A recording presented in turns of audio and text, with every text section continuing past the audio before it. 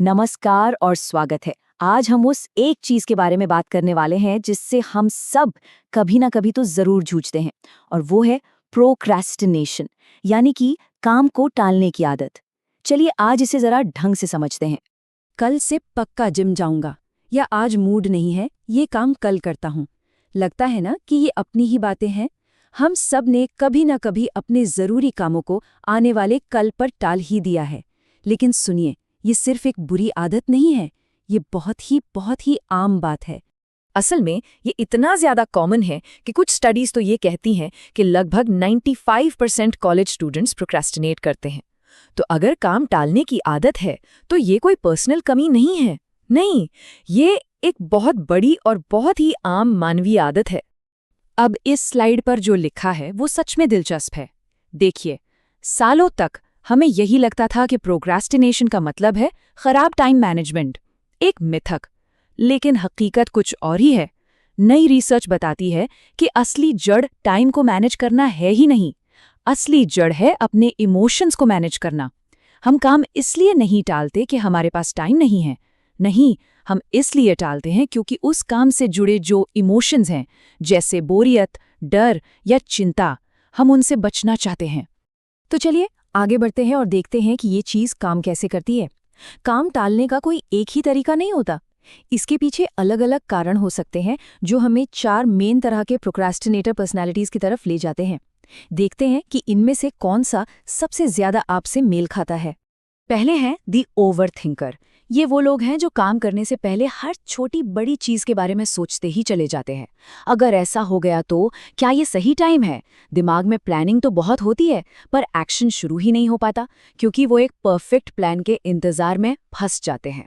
दूसरी पर्सनैलिटी है the dopamine guider. ये लोग अपने कामों को ना एक फीलिंग मीटर से नापते हैं। अगर किसी काम में मजा आ रहा है या तुरंत खुशी मिल रही है तो वो काम फौरन हो जाएगा।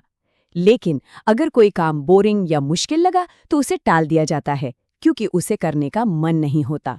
तीसरे हैं द स्लॉथ बेरर। ये वो लोग हैं जिन्हें पता है कि क्या करना है और वो करना भी चाहते हैं, पर शरीर साथ नहीं देता। जैसे सुबह अलार्म बजने पर जाग तो गए, लेकिन आलस की वजह से बिस्तर से उठ नहीं पा रहे। यहाँ इरादे तो बिल्कुल नेक हैं, पर एक्शन लेने के लिए एनर्जी या वो इच्छा शक्ति की कमी महसूस होती है। और आखिर में आते हैं द कंपेनियन सीकर। ये वो लोग हैं जिन्हें काम शुरू करने के लिए किसी के साथ की जरूरत होती है।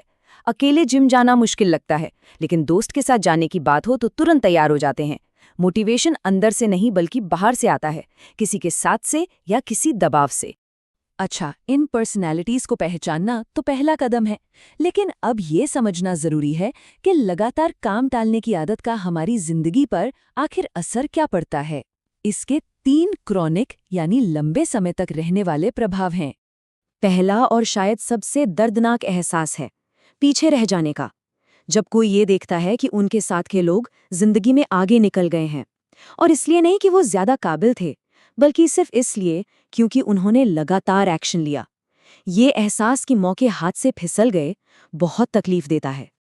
और ये स्लाइड इस बात को बहुत खूबसूरती से समझाती है।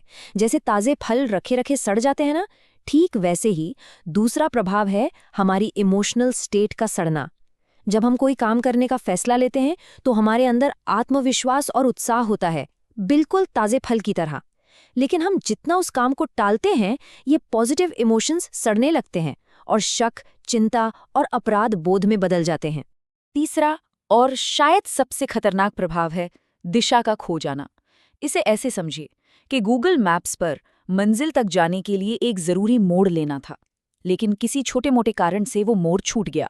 फिर कुछ और मोड़ छूटे और देखते ही देखते इंसान अपनी असली मंजिल से इतना दूर पहुंच जाता है कि वापसी का रास्ता ही धुंधला लगने लगता है। लेकिन क्या इसका मतलब ये है कि अगर दिशा खो गई है तो वापस नहीं आ सकते? बिल्कुल नहीं। रास्ता कितना भी मुश्किल हो, वापस आने का एक मैप हमेशा होता है। तो अब हम एक प्रैक्टिकल 4 स्टेप वाले एक्शन प्लान पर बात करेंगे। ये सिर्फ मोटिवेशन नहीं है, ये एक ऐसा सिस्टम है जिससे धीरे धीरे दिमाग को रीट्रेन किया जा सकता है। ये एक मेंटल प्रैक्टिस है जिसे अगर 21 दिनों तक लगातार किया जाए तो एक्शन लेने की आदत डाली जा सकती है। इसमें 4 कदम हैं। पहला, अपने विलेन को पहचानना। दूसरा, अपने पैटर्न को पकड़ना। तीसरा, अपनी कहानी को फिर से लिखना। और आखिर में सबसे जरूरी, अपने लिए सबूत बनाना। पहला कदम है ईमानदारी से सामना करना। एक डायरी में अपनी प्रोक्रास्टिनेशन पर्सनालिटी का नाम लिखना, चाहे वो ओवरथिंकर हो या डोपामिन गाइडर। समस्या से भागने के बजाय उसे स्वीकार करना, वहीं से बदलाव की शुरुआत होती है। दूसरा कदम है अपने पैटर्न को पकड़ना। रोज रात को सोने से पहले उन कामों और आदतों की एक लिस्ट बनाइए जिन्हें टाला गया।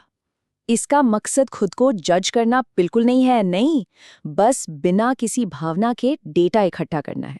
ये जानना कि आखिर किन चीजों को सबसे ज्यादा टाला जा रहा है। अब आता है सबसे दिलचस्प हिस्सा, स्क्रिप्ट को फिर से लिखना। ये न्यूरोप्लास्टिसिटी की एक एक्सरसाइज है। डायरी में एक क्या होता अगर कॉलम बनाकर ये कल्पना करना और लिखना कि अगर वो टाले गए काम पूरे हो जाते तो कैसा महसूस होता।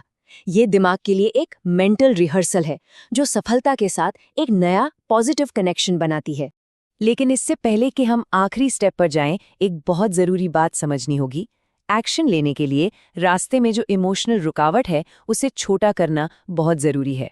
अगर 1 घंटा जिम जाना पहाड़ जैसा लग रहा है तो सिर्फ 5 मिनट स्ट्रेचिंग करने का लक्ष्य रखिए। काम इतना छोटा हो कि उसे टालने का कोई बहाना ही ना बचे, और यही छोटे छोटे काम हमें अगले और आखिरी कदम की ओर ले जाते हैं। और चौथा और आखिरी कदम है सबूत बनाना। एक चेकलिस्ट की मदद से हर उस छोटे बड़े काम को टिक करना जो पूरा किया गया। हर टिक दिमाग को एक ठोस सबूत देता है कि हाँ, मैं एक्शन ले सकता हूँ। ये आत्मविश्वास और आत्मसम्मान बनाने का सबसे सीधा और सबसे पक्का तरीका है। तो सबसे अहम बात यही है, हमारा दिमाग मोटिवेशनल भाषणों से नहीं बदलता, वो सबूतों से बदलता है।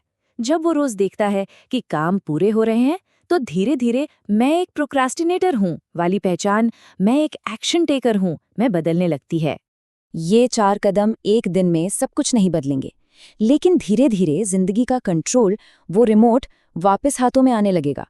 क्योंकि दिन के आखिर में बात सिर्फ काम खत्म करने की नहीं है, बात ये साबित करने की है कि हम अपने वादों को पूरा करने में सक्षम हैं, और सबसे पहले खुद से। तो सवाल ये है कि क्या उस रिमोट को वापस लेने का समय आ गया है?